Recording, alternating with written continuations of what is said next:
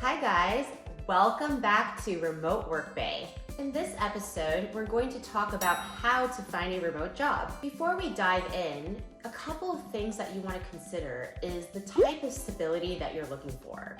A number of remote jobs are contract jobs, freelance, or part-time jobs. So you really want to think about type of lifestyle you're looking for and how much stability when you're seeking a remote job. Something else you want to consider is when you want to be working. Some opportunities are contract-based, so they normally allow you to work at your own pace and your own time. But if it's a full-time job, you're probably going to have to take meetings in the time zone where the company is headquartered. So if you're looking for a remote job because you want to travel around the world, then that's something you might want to consider. Something else that you might want to think about is the remote culture of the company you work for.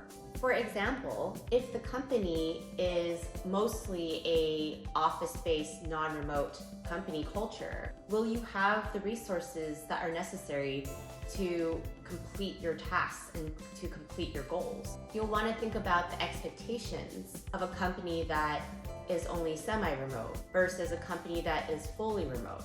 These are some of the things that you really need to think about before considering taking on a remote job. In this episode, I'm going to talk about 3 different topics. One is the type of industries that you can look into that have a variety of remote work. 2 are places to look to find these remote jobs. And 3 is negotiating your current contract if you're already in a full-time job and you want to shift to a remote position instead. So first, let's talk about the industries. As you know, not every industry has the flexibility to let you work remotely. But there is a shift in traditional industries allowing workers that don't traditionally work from home to work remotely. So one of the biggest industries that have been forward-thinking in changing company culture is the tech industry. This industry I'm very familiar with as I've been involved in tech for many years. And what I love about the tech industry is that there are multiple types of jobs within each tech company that allow you to work remotely. Within every company, you're going to need a marketing person, an engineer person, sales, customer service, accounting, finance. All of these things and all of these different opportunities all reside in tech companies.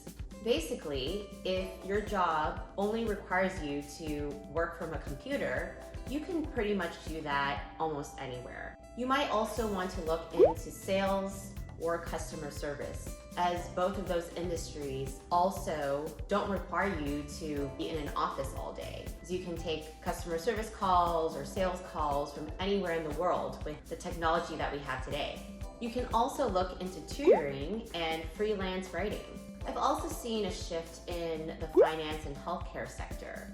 More and more finance jobs are allowing financial analysts and financial planners to also work from home. And I've also noticed in the healthcare industry that many therapists, psychiatrists, and doctors doing just simple consultations are able to do these consultations online and on the phone. So let's talk about where to look and find these remote jobs.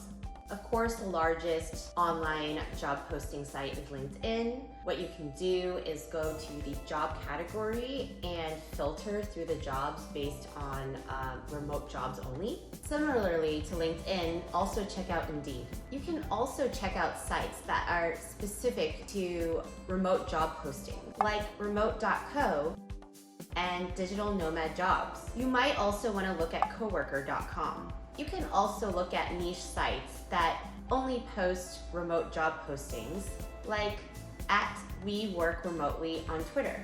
But nothing beats traditional in-person networking. You never know who you're going to meet.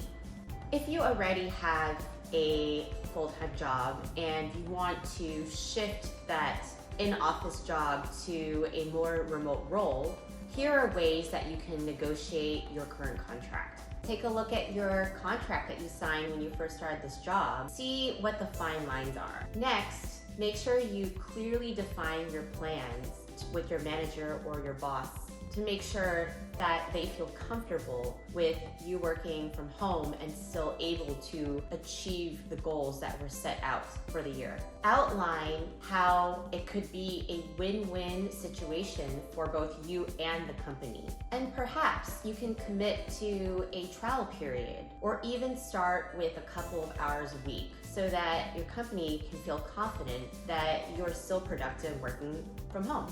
And of course, make sure you're flexible. I wouldn't ask my company to allow me to work remotely during busy season, especially when you need to be in the office and working with other team members for maximum productivity levels. If you expect your boss to be flexible with you, make sure that you reciprocate the needs of the company as well.